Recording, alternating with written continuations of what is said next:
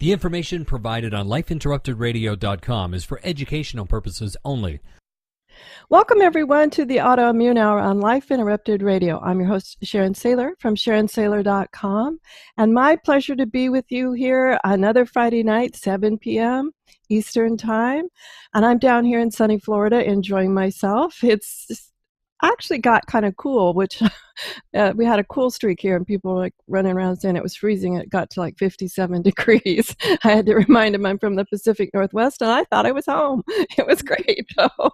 And tonight I have one of our favorite all-time guests. Sometimes I feel like we're like, sisters from a different mother. Every time we get together, it's just so much. We have so much in common. We laugh a lot about everything, the same types of things. We just have a wonderful time.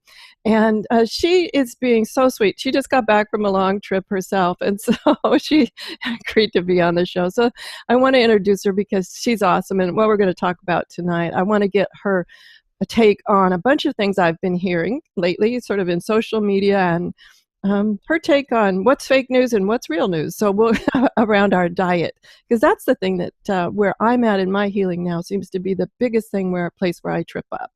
I'm not having to worry a lot about some of the early symptoms, but right now the diet seems to be the place where I trip up a lot. So let me introduce you to Dr. Nasha Winters. She is the CEO of Optimal Terrain and the author of The Metabolic Approach to Cancer. And I know there's a subtitle, but we'll ask her on the subtitle what that is. She is just an awesome thought leader in personalized precision medicine, as well as they call it integrative medicine. She is what I call a walking encyclopedia on this stuff. Now, if you don't know what integrative medicine is, it's where they put the patient first. And I say, what a novel concept, Nasha. You'd think, right? Yeah, I although after the 4 years of what I've gone through, it is a novel concept, unfortunately. But I love what you do. I love your book. And now everybody's saying The Metabolic Approach to Cancer. Sharon, why? Once you read her book, it's about just the metabolic approach to health. It really is. I read her book, and you could just put, where it said cancer, you just could put autoimmune. You could just put feeling crummy. It all works. So thanks for being on the show. Thank you. It's great to be back. I really enjoy our time together. And it seems like your listeners are always very inquisitive and have a lot of great follow-up questions as well. So I'm very happy to be with you all on this evening of your weekend. Oh, yeah, absolutely. Oh, thank you. And thank you so much. I know you just flew in and just got back home from a long trip. So I appreciate you doing this.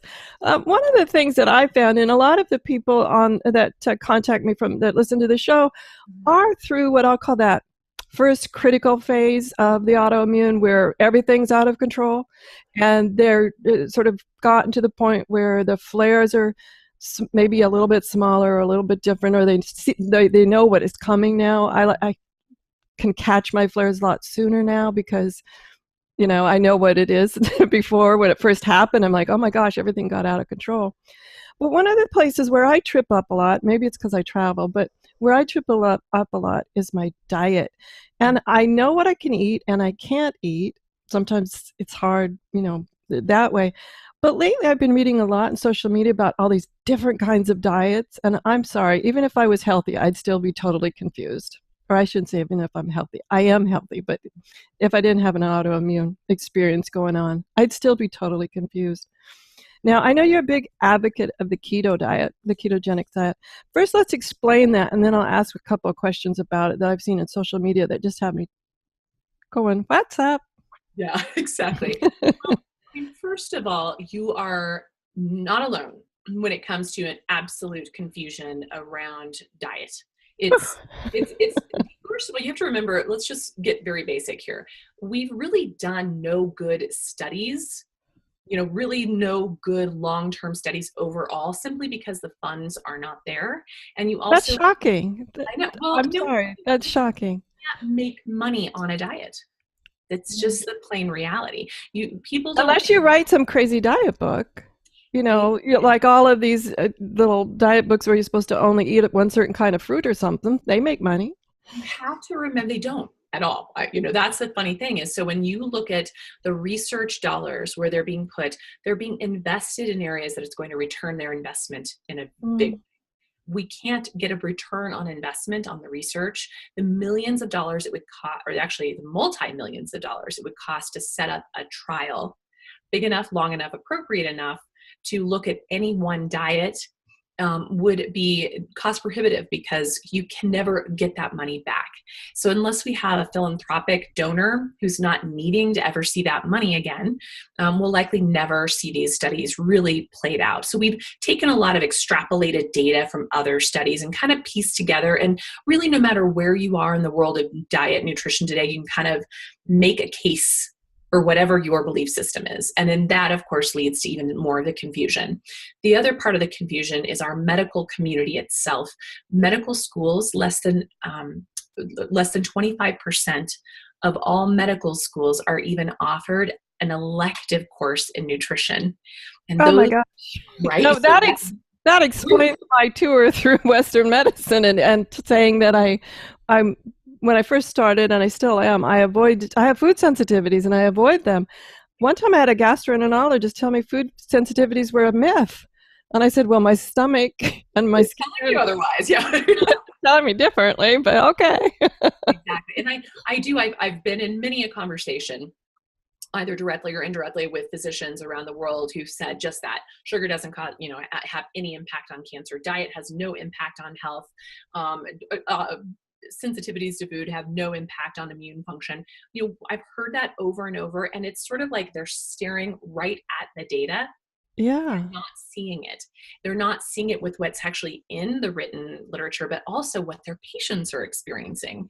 And so that's really important, that empirical data or clinical anecdotes are just as relevant in the scientific process as, a double-blind placebo study, which again, as we started out, will likely not happen anytime soon unless we get some good philanthropic dollars behind it. So that well, let's put the note out there.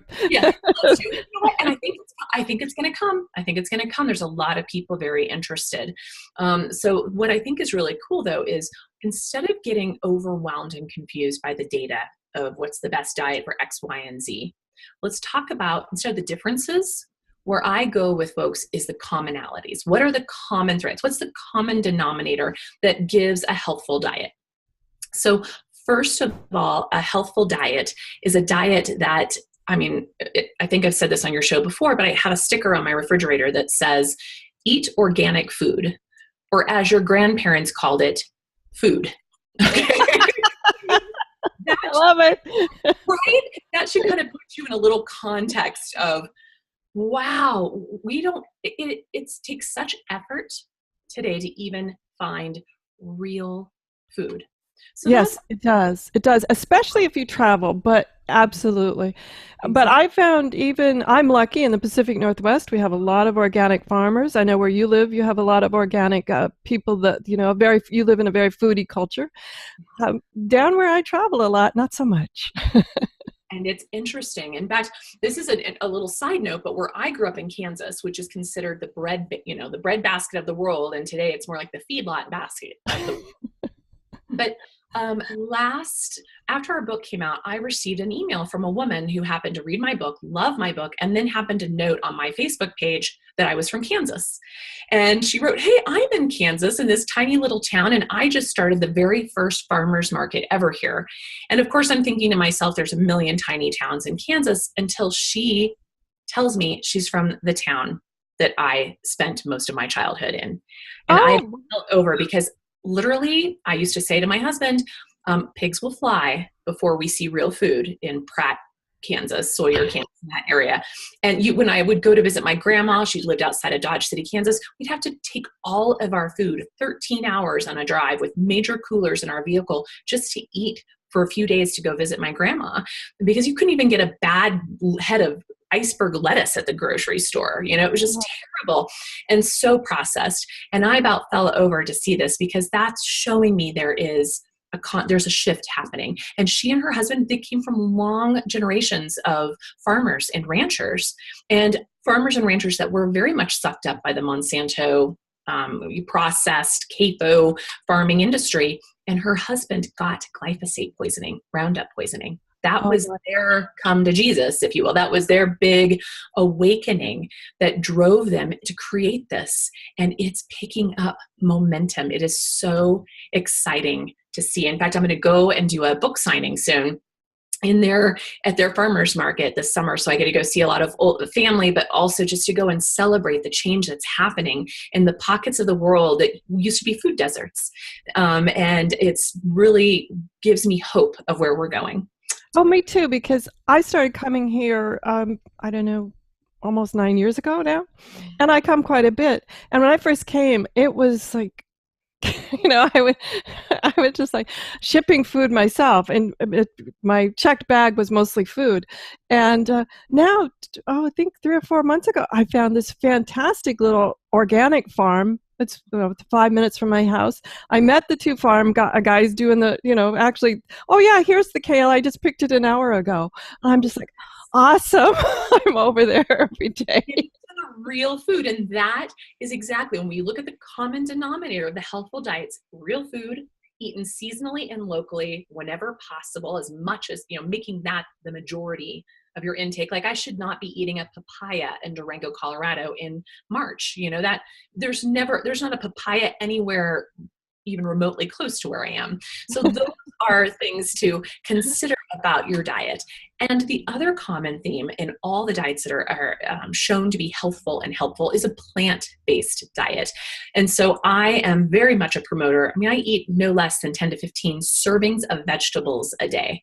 And again, kind of in the vein of Terry Wahls and her approach, that sort of 9 cups, which is she shoots for 3 cups of leafy greens, 3 cups of cruciferous, 3 cups of colorful veggies. And for those of your listeners who don't know who Dr. Terry Wahls is, she was an MD who was wheelchair bound with an extremely aggressive form of multiple sclerosis.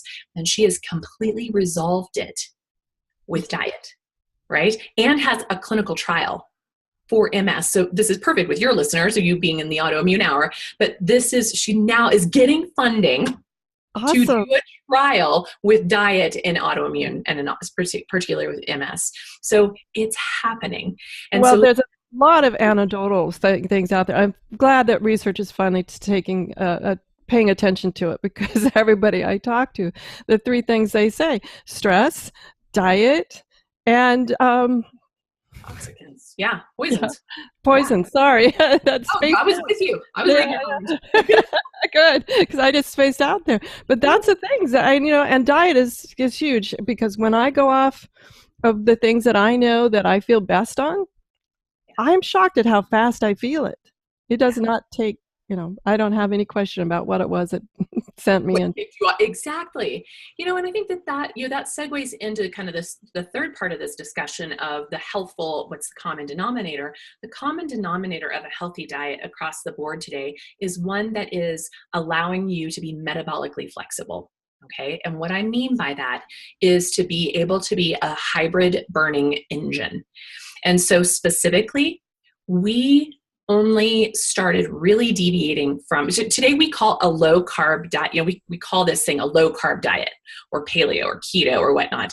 You guys, this is the normal carb diet. When we're eating low carb, that's not low carb, that's normal carb. We are eating an average of 50 to 75 grams total carb, per person up until about the 1850s. Okay, that's considered today. In fact, you know what else is considered a low carb diet today is 120 grams or less.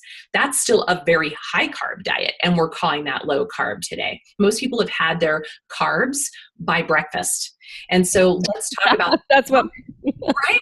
Everyone thinks that my oatmeal is so good with my dried, cranberries or my dried raisins, which today it's very hard to even find those not additionally sweetened.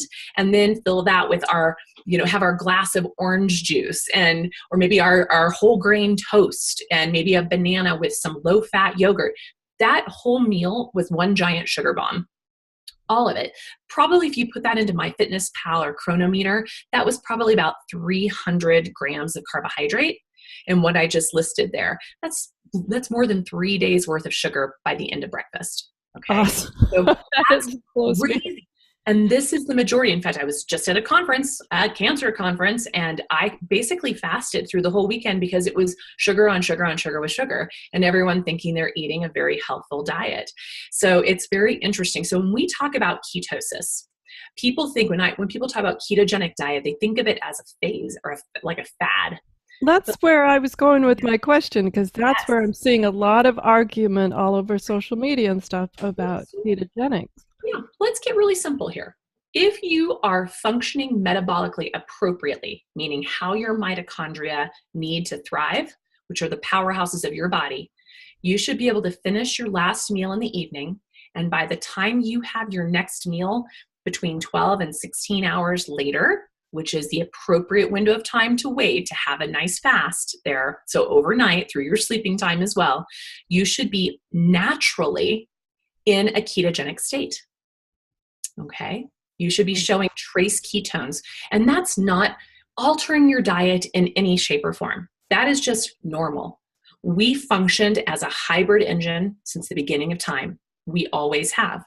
And at different times in our ancestry, we would go into deep states of ketosis when food was unavailable through certain times of the year, certain seasons, okay, and the amount of energy we had to put out to find our food or hunt our food.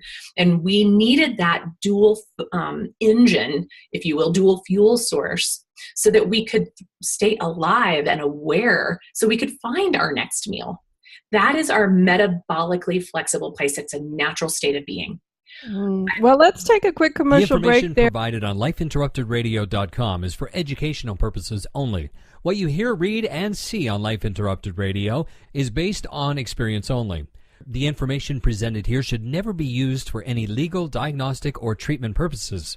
Always seek sound legal, medical, and or professional advice regarding any problems, conditions, and any of the recommendations you see, hear, or read here on Life Interrupted Radio.